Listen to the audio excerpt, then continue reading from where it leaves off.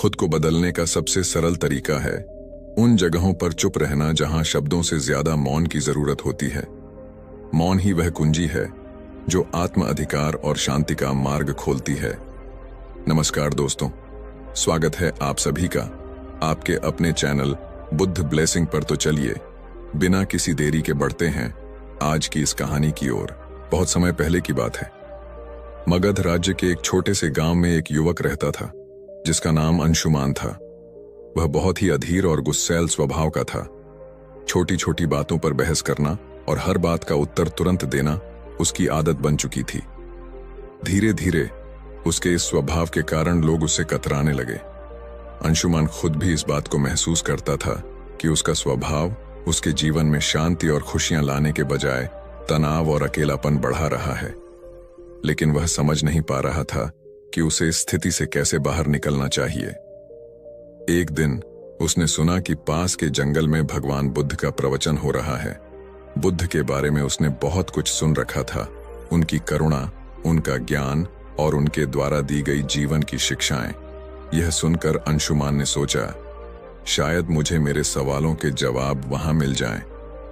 वह जल्दी ही प्रवचन स्थल पर पहुंचा। वहां बड़ी भीड़ जमा थी।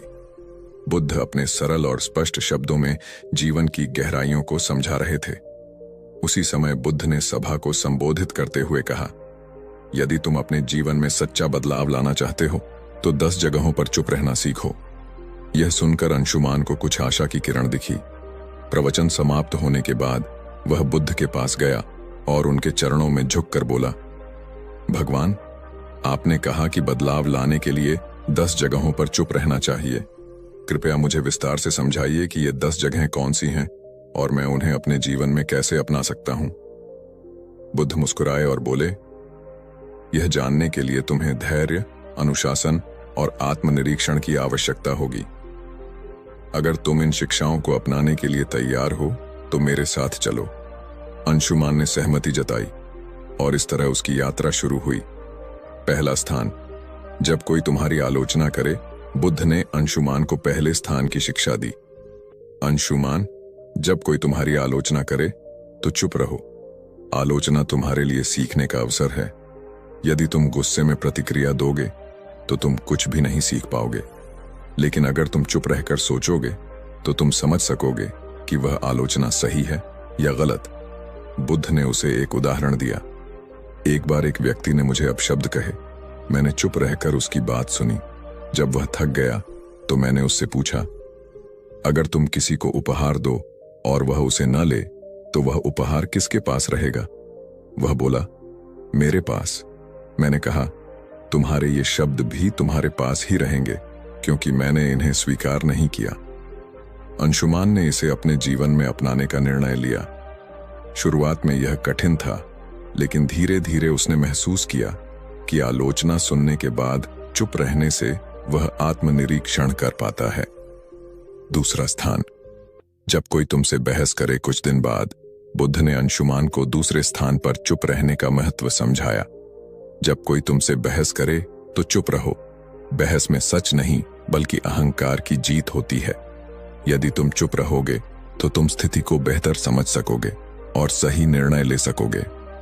बुद्ध ने एक किसान की कहानी सुनाई। 2 किसान अपनी जमीन के छोटे से टुकड़े को लेकर झगड़ रहे थे। दोनों का मानना था कि वह जमीन उनकी है। जब मैंने उनसे पूछा कि क्या उन्होंने जमीन अपने साथ लाई थी जब वे जन्मे थे या क्या वे इसे अपने साथ ले जाएंगे जब वे मरेंगे, तो वे चुप हो गए। इस शिक्षा ने अंशुमान को सिखाया कि बहस में पड़ने से बेहतर है चुप रहकर समाधान की ओर बढ़ा जाए। तीसरा स्थान, जब कोई गुस्से में हो। बुद्ध ने अंशुमान से कहा, गुस्सा आग की तरह है। यदि तुम इसमें घी डालोगे तो यह और भड़क जाएगा। इसलिए जब कोई गुस्से में हो तो चुप रहो। उसकी गुस्से की ऊर्जा खत्म हो जाएगी। इसके लिए उन्होंने एक कहानी सुनाई। एक राजा ने अपने मंत्री को गुस्से में फांसी की सजा सुनाई। मंत्री ने कुछ नहीं कहा। अगले दिन राजा को पछतावा हुआ और उसने मंत्री को माफ कर दिया। अगर मंत्री उस समय राजा से बहस करता तो शायद उसकी जान चली जाती। अंशुमान ने इसे भी अपने जीवन में अपनाया। चौथा स्थान, जब तुम दुखी हो एक दिन अंशुमान को किसी बात पर गहरा दुख हुआ। उसने बुद्ध से कहा, भगवान, मैं इस पीड़ा को सहन नहीं कर पा रहा। बुद्ध ने कहा, जब तुम दुखी हो तो चुप रहो। दुख तुम्हारे भीतर के बदलाव का द्वार हो सकता है। चुप्पी में तुम्हें अपने प्रश्नों के उत्तर मिल सकते हैं। बुद्ध ने उसे यह भी बताया कि दुख तुम्हें मजबूत बनाता है, बशर्ते तुम उसे समझने की कोशिश करो। 5वां स्थान, जब कोई तुम्हें उकसाए। बुद्ध ने अंशुमान से कहा, जब कोई तुम्हें जानबूझकर उकसाए तो चुप रहना ही सबसे बड़ा उत्तर है। यह तुम्हारी शक्ति और धैर्य को दर्शाता है। उन्होंने एक साधु की कहानी सुनाई। एक बार एक साधु को गांव के लोग परेशान करते थे, लेकिन वह साधु हमेशा शांत रहता था। धीरे धीरे गांव वालों ने उसे तंग करना छोड़ दिया। उनकी चुप्पी ने उन्हें बदल दिया। 6ठा स्थान, जब तुम्हें दूसरों की मदद न करनी हो। बुद्ध ने समझाया, हर जगह मदद करने की जरूरत नहीं होती। जब कोई तुम्हारी राय न मांगे तो चुप रहना बेहतर है। यह शिक्षा अंशुमान के लिए बहुत उपयोगी साबित हुई। 7वां स्थान, जब तुम्हें अपने ज्ञान पर घमंड हो। बुद्ध ने कहा, ज्ञान विनम्रता का आभूषण है। यदि तुम अपने ज्ञान का प्रदर्शन करोगे तो वह खोखला हो जाएगा। 8वां स्थान, जब कोई सत्य सुनने को तैयार न हो। बुद्ध ने अंशुमान से कहा, सत्य का मूल्य तब तक नहीं होता जब तक उसे स्वीकार करने वाला तैयार न हो। ऐसे में तुम्हारे शब्द व्यर्थ होंगे और तुम केवल अपना समय और ऊर्जा खो दोगे। फिर उन्होंने विस्तार से बताया, जब तुम किसी को सत्य बताने की कोशिश करोगे लेकिन वह अपने भ्रम या अहंकार में डूबा होगा तो तुम्हारे शब्द उसे असहज कर देंगे। ऐसे समय में चुप रहना ही सबसे बड़ा उपाय है। सत्य का बीज तभी फलेगा जब जमीन तैयार हो। बुद्ध ने अंशुमान को एक कहानी सुनाई।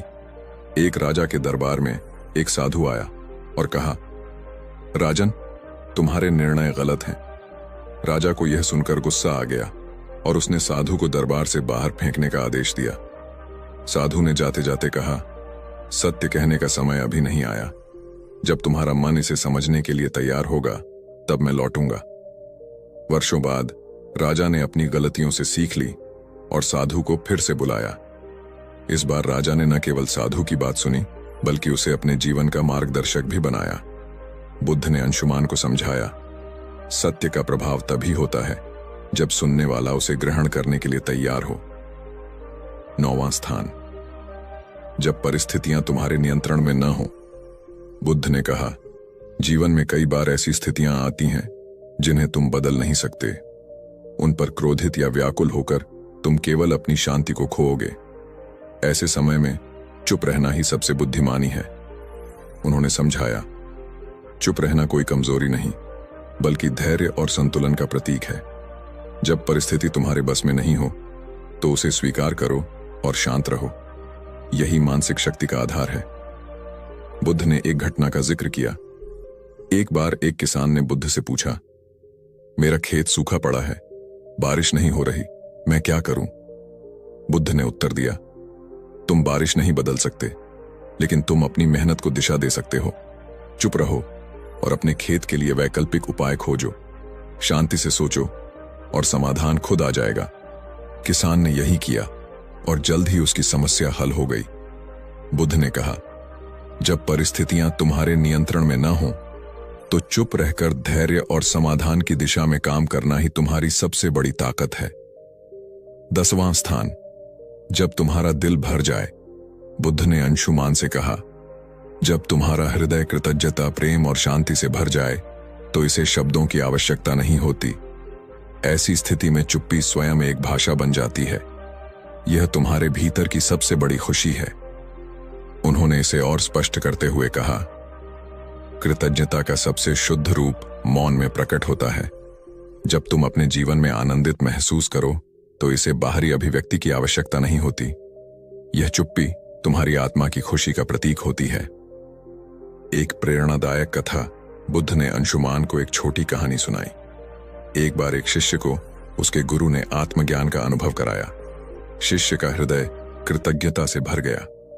उसने गुरु से कहा, मैं आपको धन्यवाद देना चाहता हूं, लेकिन शब्द पर्याप्त नहीं लगते। गुरु मुस्कुराए और बोले, तुम्हारी चुप्पी ही मेरे लिए सबसे बड़ा धन्यवाद है, इसे बनाए रखो। बुद्ध ने समझाया, जब दिल भर जाए तो शब्दों की आवश्यकता नहीं होती। मौन तुम्हारी सबसे बड़ी अभिव्यक्ति है। अंशुमान ने जब बुद्ध से 10 जगहों पर चुप रहने का ज्ञान लिया तो बुद्ध ने उसे तुरंत अभ्यास में डालने का निर्णय लिया। उन्होंने कहा, ज्ञान का मूल्य तभी है जब इसे जीवन में लागू किया जाए। मैं तुम्हें कुछ परीक्षाओं से गुजरने का अवसर दूंगा। इन परीक्षाओं से तुम सीखोगे कि चुप्पी वास्तव में तुम्हें कितना बदल सकती है। अंशुमान ने सहमति दी और बुद्ध के मार्गदर्शन में अपने जीवन के इस नए अध्याय की शुरुआत की। बुद्ध ने अंशुमान को एक गांव भेजा जहां लोगों को उसकी पुरानी आदतों के बारे में बताया गया। जैसे ही अंशुमान वहां पहुंचा, लोगों ने उसे बुरा भला कहना शुरू कर दिया। गांव वालों ने कहा, तुम्हारे जैसे लोग कभी नहीं बदल सकते। तुम हमेशा दूसरों को दोष देते हो। तुम यहां क्यों आए हो? अंशुमान का स्वभाव था कि वह तुरंत जवाब दे और खुद को सही साबित करे, लेकिन इस बार उसने बुद्ध का बताया पहला स्थान याद किया। जब कोई तुम्हारी आलोचना करे तो चुप रहो। वह शांत खड़ा रहा। धीरे धीरे गांव वाले थक गए और उसकी चुप्पी देखकर हैरान हो गए। उन्होंने महसूस किया कि वह बदल चुका है। अंशुमान बुद्ध के पास लौटा और कहा, भगवान, चुप रहना कठिन था, लेकिन इससे मुझे एक नई ऊर्जा मिली। बुद्ध मुस्कुराए और बोले, यही पहला कदम है। अब अगली परीक्षा के लिए तैयार हो जाओ। दूसरी परीक्षा। जब कोई बहस करे, बुद्ध ने अंशुमान को एक व्यापारी के पास भेजा जो हमेशा अपने ग्राहकों से बहस करता रहता था।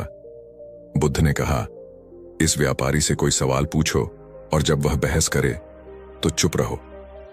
अंशुमान व्यापारी के पास गया और पूछा, आपके सामान की कीमत इतनी अधिक क्यों है? व्यापारी तुरंत गुस्से में आ गया और बहस करने लगा, तुम्हें क्या पता कि मैं कितना मेहनत करता हूं?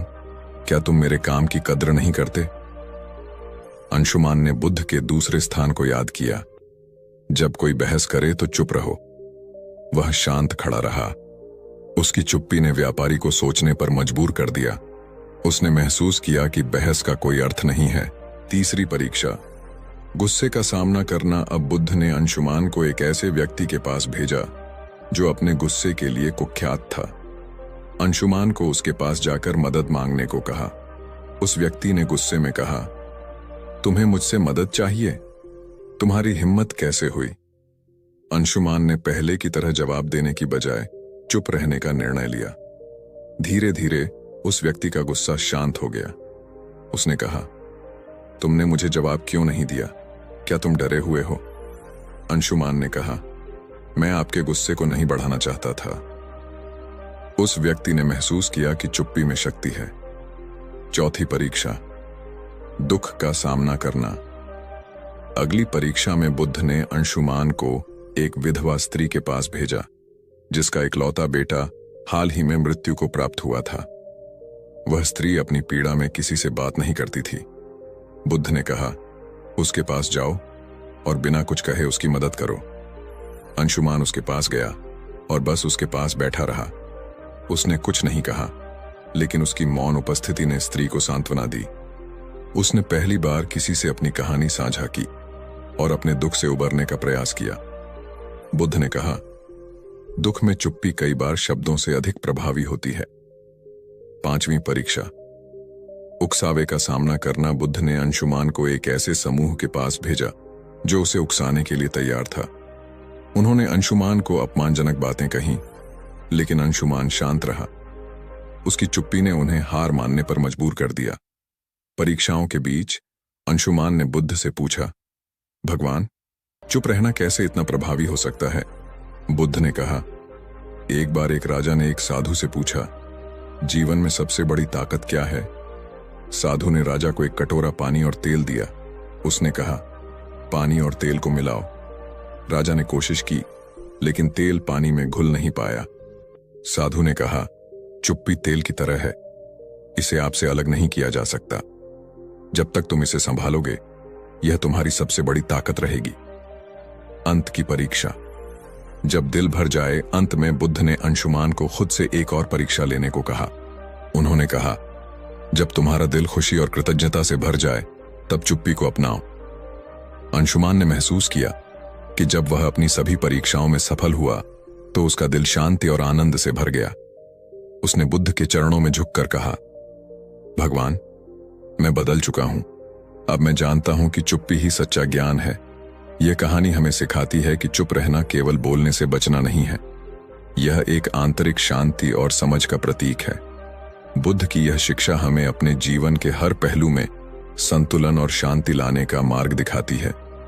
जब हम बोलने की बजाय सुनना और समझना सीखते हैं तो जीवन वास्तव में बदलने लगता है। यह कहानी हमें सिखाती है कि चुप्पी सिर्फ शब्दों का अभाव नहीं, बल्कि आत्मा की भाषा है। चुप रहना सीखो, यही सच्चा बदलाव है।